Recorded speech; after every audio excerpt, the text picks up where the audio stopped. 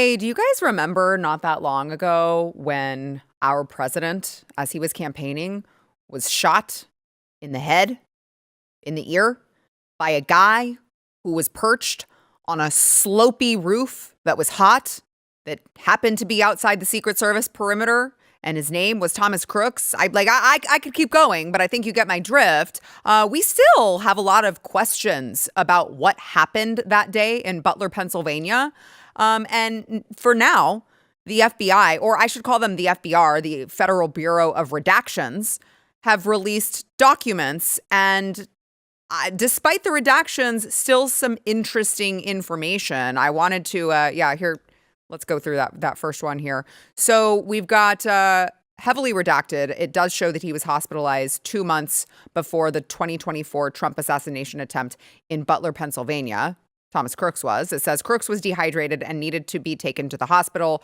Redacted believes he was taken to St. Clair Hospital in Bethel. Redacted stated that she thought it was strange that Redacted did not take him to the hospital themselves. I want to bring in, before I go through some of these other ones, I want to bring in Ken Silva. He is the editor-in-chief with Headline USA. And Ken, this is your scoop here. So I want you to help me walk through these and make sense of them. I'd also like to tell the audience you're working on a book called The Trump Assassination Attempts, What the Investigations Missed and Why It Matters. So make sure that I want everyone to make sure to check that out. Ken, thank you for being here. So first, I just want to address the redactions themselves in all of these documents that we can walk through. I guess it shouldn't be surprising, but very frustrating, some of these redactions, no? It is frustrating. I guess we're lucky we're getting anything at all because remember, just 2 weeks ago, Director Kash Patel said, hey, we've already published everything that we're illegally allowed to. I don't know if he was just being disingenuous or ignorant, but that's clearly not the case. We got to give a huge shout out here to the transparency group Judicial Watch. They actually sued the FBI last July for these records, and we got a status report last month saying that the FBI indeed has 45,000 responsive records. And this was just the first set of pages that they published, a mere 41 pages. So we've got a long way to go. And as you mentioned, these records are heavily redacted. And so, you read about Thomas Crooks going to the hospital 2 months before the shooting. And the redactions don't make it clear why he was hospitalized. It says dehydration, but it says it was after a, quote, incident. But the details of that are blacked out. I guess it's worth mentioning that, May 2024 is when he graduated from community college. And his father later told the FBI that it was after graduation that he experienced a drastic decline in his mental health. So, we still don't have any details to determine whether the hospitalization had anything to do with that or whether medical providers could have flagged him as a potential mental health risk. These are questions we obviously still have, but it is, it's something that we didn't know as of a few days ago. So I guess it's like drawing water out of a stone, but it's better than nothing. Yeah, and before we go through some of these other interesting tidbits here, I do just want to, you're more familiar with this than I am.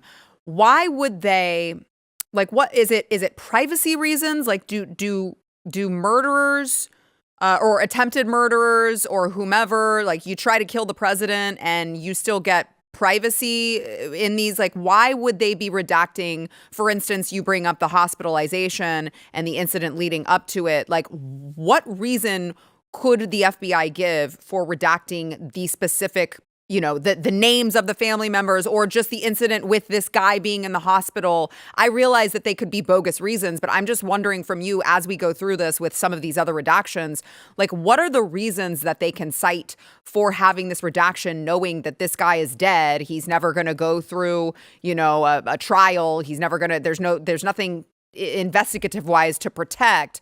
So why would they be giving all of these redactions now?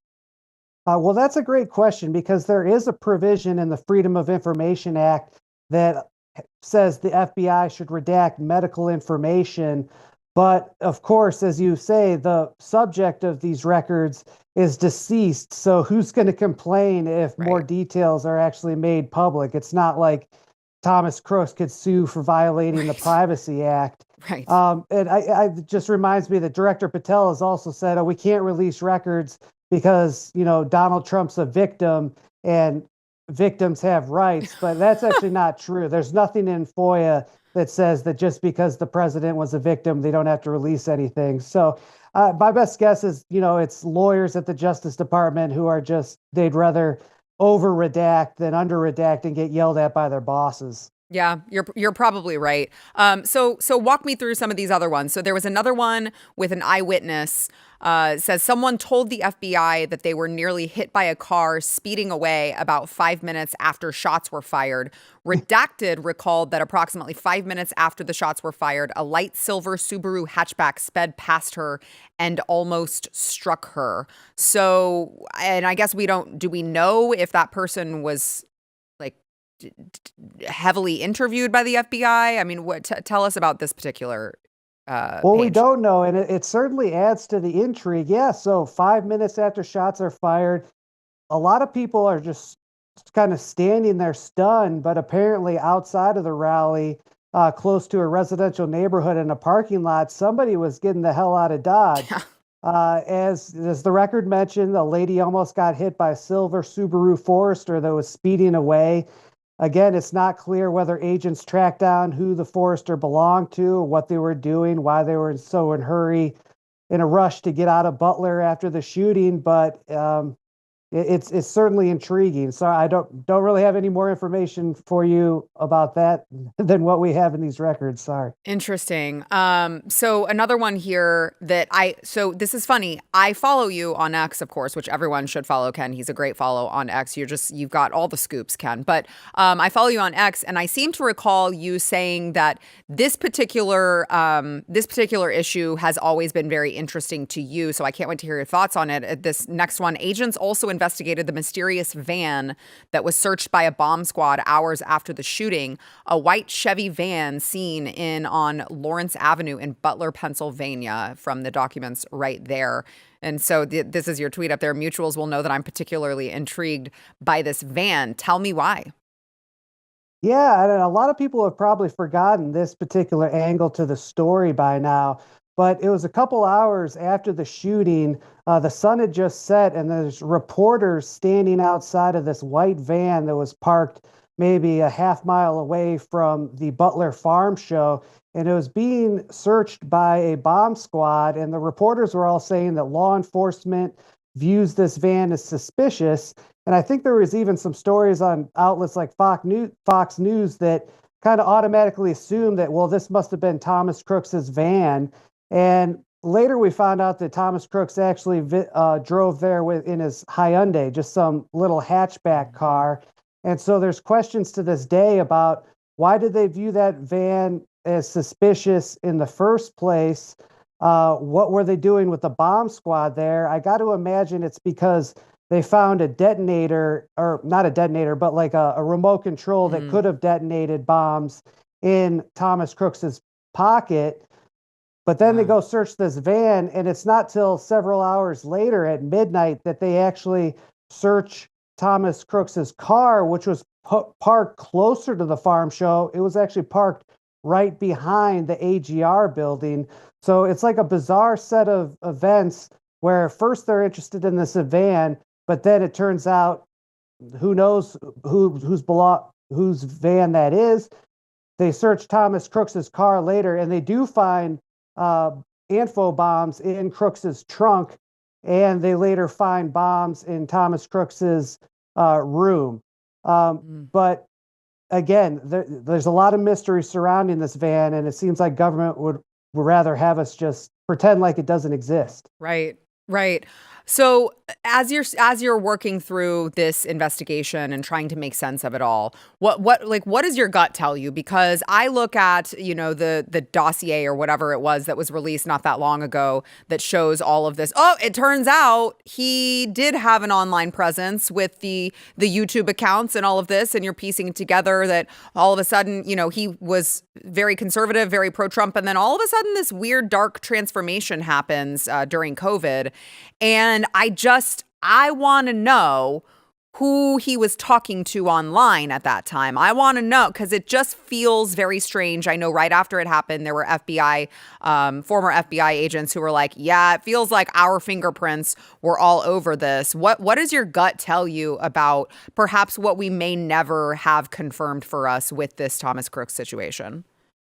Yeah, sure. And the social media activity you're referencing, he's making very violent comments on YouTube and Yes. other platforms about shooting people, committing acts of terrorism.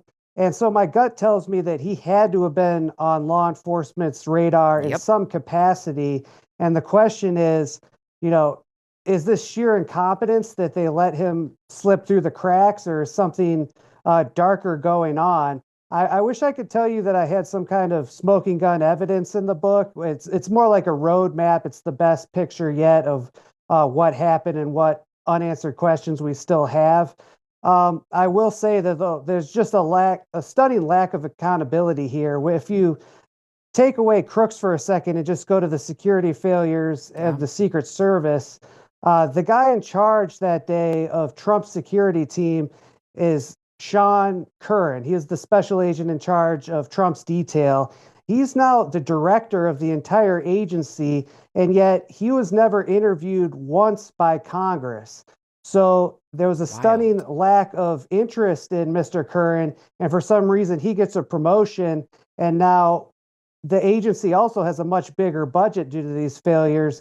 So it seems like almost people have incentives to fail. So even if you take away any kind of conspiracy theories, this is just a story about bureaucratic failure. Yeah, you're right. And the most frustrating part about it is that the guy who almost was killed in front of America is in charge of things. You would think that would be the time that we would get these answers. Like, you would think that he would be the most incentivized person to have transparency in this investigation. And it's just so incredibly frustrating. I know it is for me, and I'm not into it like you are. So I can only imagine how frustrating it is for you. Ken Silva, tell everyone where they can find you. Run a site called headlineusa.com. And as you mentioned, we've got a book coming out on this case, as well as the Ryan Ruth case and the other attempts. It's called The Trump Assassination Plots, What the Investigations Missed and Why It Matters.